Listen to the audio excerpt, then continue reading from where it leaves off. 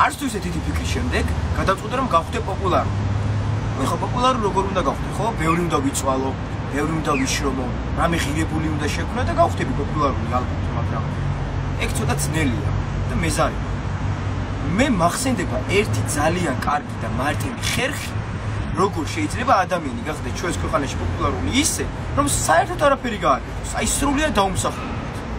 გადაცემა პროფილში უნდა მოხდე. მაგრამ გადაცემა პროფილში როგორ მოხდე?